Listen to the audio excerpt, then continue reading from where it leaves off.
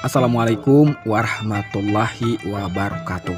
Halo sobat Sanak semuanya, selamat datang kembali di channel Banjar Alkisah. Video kali ini kita akan membagikan atau mengisahkan tentang orang Banjar atau suku Banjar. Tentunya mengutip dari sumber catatan sejarawan dan sastrawan atau budayawan dari Kalimantan.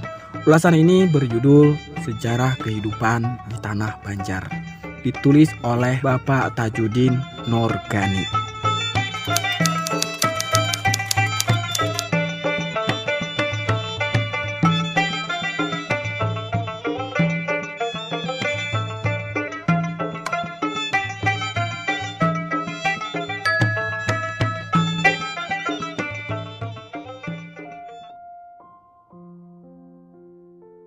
Kerajaan Negara Dipa 1362-1448. Sesuai dengan rencana yang digagas oleh Raja Hayam Wuruk, orang yang bakal menjadi raja di bekas wilayah kerajaan Nan Sarunai itu adalah putranya, Pangeran Suryanata. Tahun 1362, Pujatmika mulai mempersiapkan prosesi penjemputan Pangeran Suryanata dari kerajaan Majapahit. Tapi Pujatmika tiba-tiba jatuh sakit dan akhirnya meninggal dunia. Tugas penjemputan itu diambil alih oleh anaknya Lambung Mangkurat. Sejak tahun 1362 ini, Pangeran Suryanata berkuasa di bekas wilayah kerajaan Nan Sarunai. Ia dinobatkan dirinya sebagai raja di kerajaan Negara Dipa. Nama ini berasal dari bahasa Maanyan, Dipahten. Pemakaian kosakata bahasa Maanyan, Dipahten, untuk menyebut nama kerajaan Negara Dipa yang didirikan oleh Pangeran Suryanata tak pelak lagi merupakan petunjuk ketiga bahwa kerajaan Nan Sarunai adalah kerajaan purba yang dulunya mempersatukan etnis Maanyan di daerah ini. Pangeran Suryanata memusatkan pemerintahannya di sekitar kota Amuntai sekarang ini, tepatnya di pertemuan antara Sungai Tabalong dengan Sungai Balangan, tak jauh dari lokasi berdirinya Candi Agung sekarang ini. Pasca runtuhnya kerajaan Nan Sarunai, etnis Maanyan masih mempunyai tokoh pemersatu, yakni Putri Junjung Buih, anak sulung dari raja terakhir kerajaan Nan Sarunai. Tak lama berkuasa, Pangeran Suryanata menikahi Putri Junjung Buih. Sejak itu, tidak ada lagi konflik politik antara orang Majapahit sebagai suku bangsa pendatang versus Nan Sarunai, atau berikut suku bangsa lainnya sebagai suku bangsa penduduk asli di daerah ini. Selama keberadaannya, kerajaan Negara Dipa diperintah oleh 5 orang raja, yaitu Pangeran Suryanata. Tahun 1362-1385, Pangeran Suryagangga Wangsa 1385-1421, Raden Carang Lalain 1421-1436, Putri Kalongsu 1436-1448, dan Raden Sari Kaburangan atau Raden Sekar Sungsang 1448.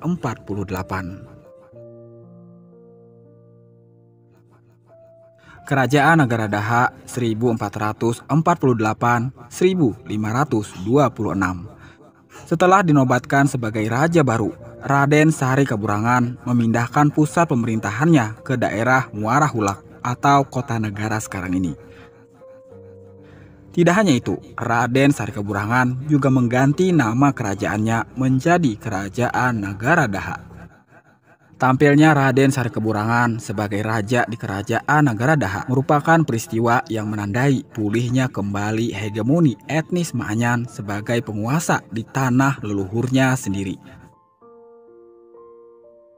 Salah satu peninggalan arkeologis yang berasal dari zaman Kerajaan Negara Daha adalah Candi Laras yang terletak di pinggiran kota Margasari, Tapin.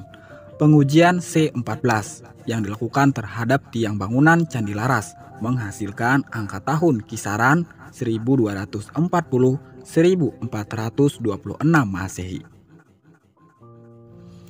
Selama keberadaannya, kerajaan negara Daha diperintah oleh 4 orang raja beragama Buddha, sebagaimana yang tercermin dari Candi Laras yang merujuk kepada ciri-ciri Candi Buddha, yaitu Raden Sari Kaburangan 1448-1486,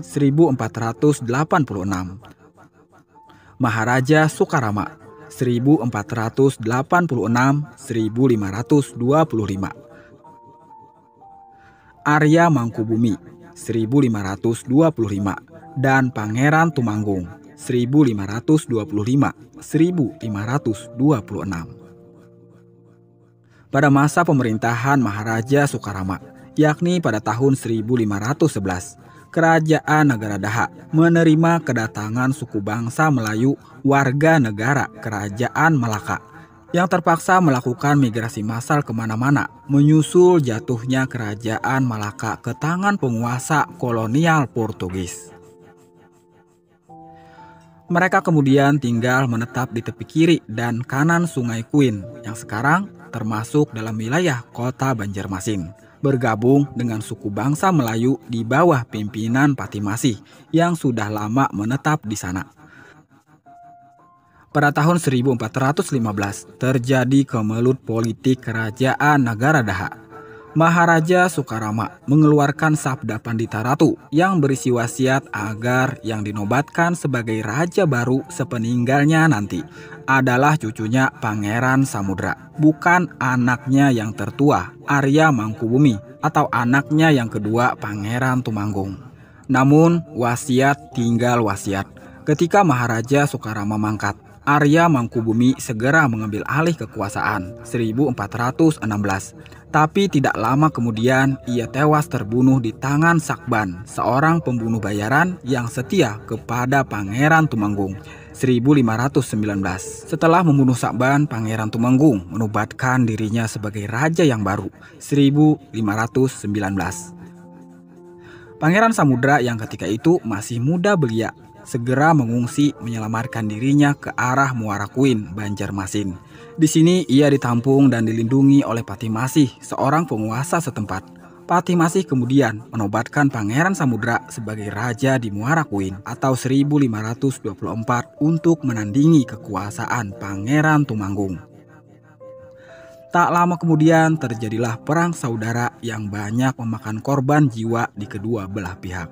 Pangeran Samudra kemudian meminta bantuan pasukan perang kepada Sultan Trenggono yang ketika itu berkuasa di Kerajaan Demak. Bantuan diberikan dengan syarat Pangeran Samudra harus memeluk agama Islam jika berhasil mengalahkan Pangeran Tumanggung dalam perang saudara tersebut.